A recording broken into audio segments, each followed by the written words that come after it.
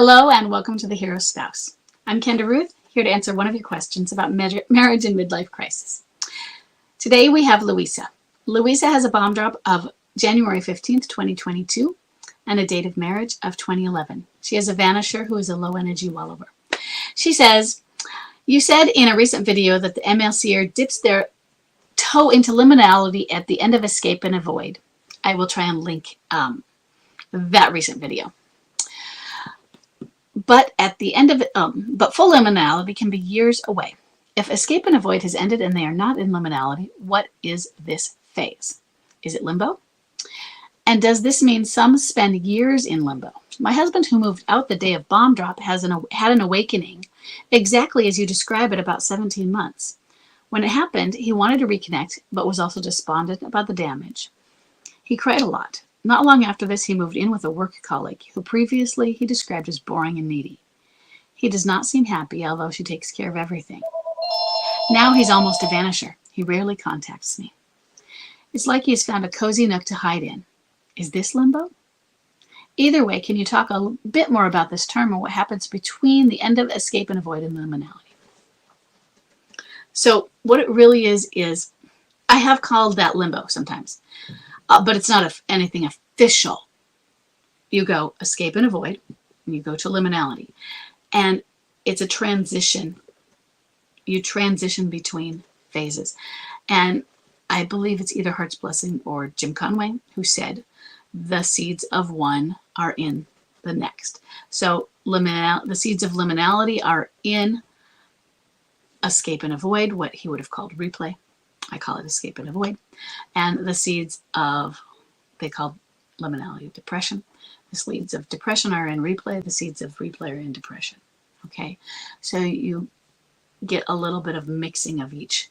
So consider it, there's a piece, think about a color gradient as you go from the colors of the rainbow and you go red, orange. You're going from red to orange. And let's say replay is red.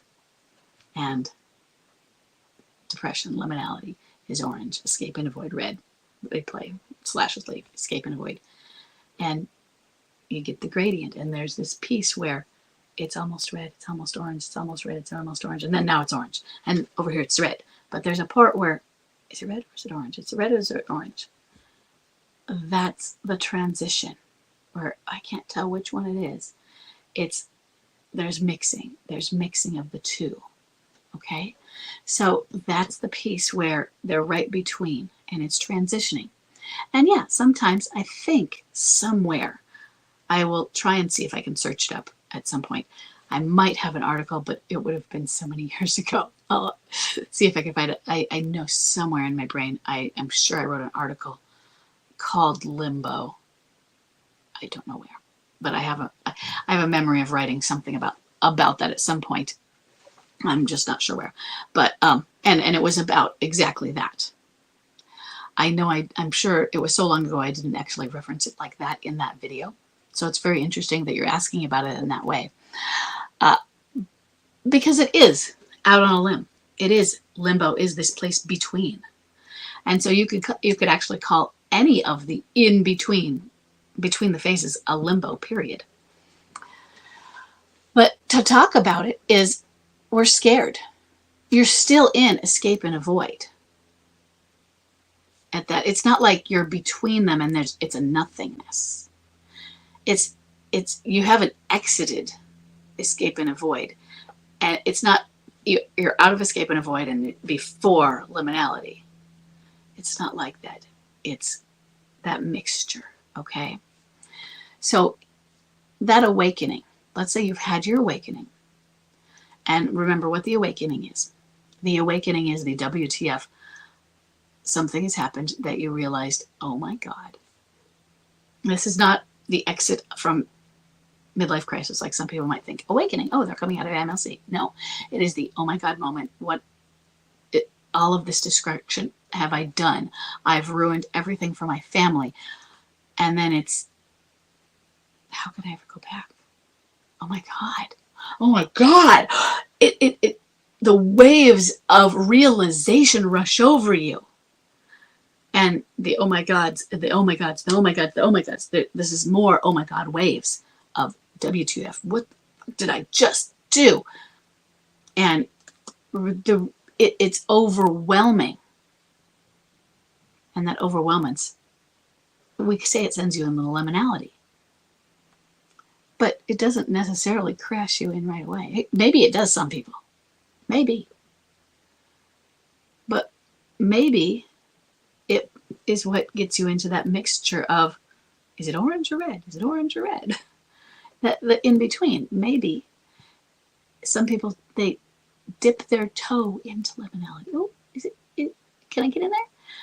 I imagine liminality to be this chasm, the bottom, rock bottom here. And so people, they're hanging on. Oh, please don't let me fall. And they're trying to scrabble back up, but it's a slippery slope. I know it's a metaphor. I wanted to say a literal slippery slope. When I think of the wall, I think of it as actually slippery in my head. And so you can't grab on. And so they're sliding down, but they're still trying to grab up. And some of them grab up and go back into the escape and avoid. But maybe once you've touched the liminal pool, maybe it's a little bit like Persephone, who ate a piece of a seed of the pomegranate.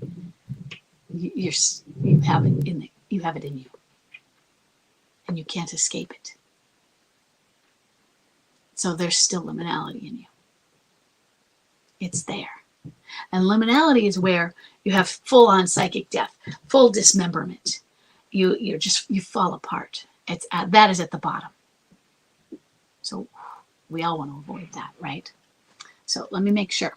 Okay, I'm going to go back and reread to make sure I'm getting it and understanding. Okay. Escape and avoid is ended, but remember what I said. It's not really ended, because we're not in liminality. It's not ended. It's instead of saying ended, we'll say blended. Okay. Some spend years in limbo. I'd rather not say years, but we don't have timelines on these things. It's not good to put timelines. He had an awakening.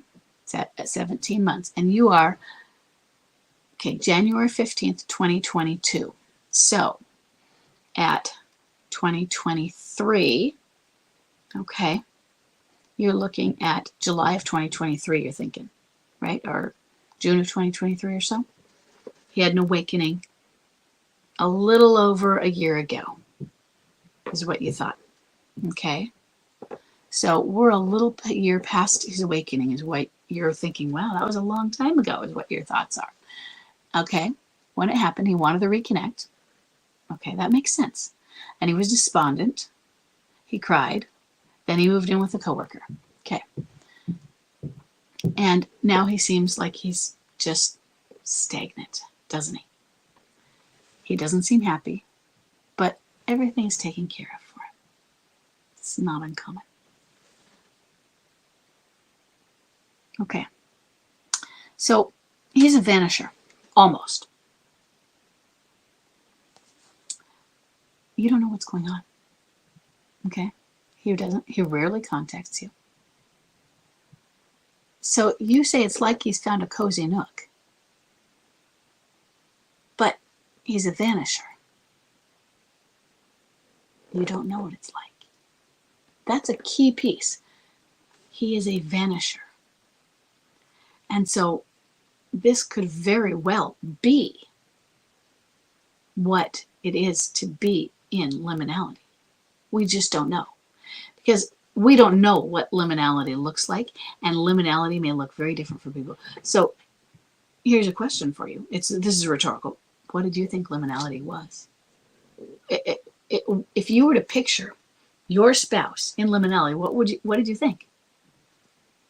Did you think it was depression? Because it's called Depression with Jim Conway. And when you think of depression, what was your imagination telling you were going to see?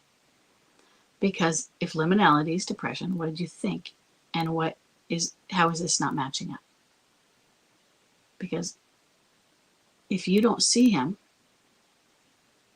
how do you know that that's not what it is? For one of the things, for many of them, and those of you listening that you're not seeing this, don't go saying, well, she's not seeing it.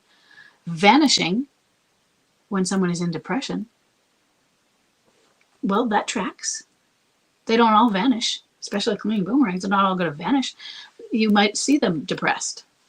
Not all people who are depressive vanish, but some will go into their hidey hole and withdraw. And don't go saying that's a withdrawal of the phase Jim Conway named withdrawal, but I'm just using that as a word. Where they withdraw, they vanish, they disappear, they turtle in. So he's vanished. Why is that not a sign of something liminal? Okay? He rarely contacts you. He's contacting you less. How do you know that he is not liminal? Okay? Liminality is something, for me, we all recognize much more in hindsight if we recognize it at all. It is hard to see that that was a liminal period. It is like he has found a cozy nook to hide in. Well, yeah. That's what you do in liminality. Yeah. I mean, you're focusing on the coziness of it, aren't you? You're focusing on that, well, nothing seems to be happening there. But we're not meant to be privy to it happening. That's the part of the point, one of the points. So what happens between there is a secret. We don't get to see it. It's liminality. I mean, I have the metaphor for the dismemberment. But that's a metaphor that we can put into stories and mythologies. What that looks like in real life, I put it in a metaphor. But that doesn't mean that, I mean, I'm not going to, it doesn't look like a literal dismemberment because, hey, we don't come back from that, okay? So I can't tell you what it looks like for everybody.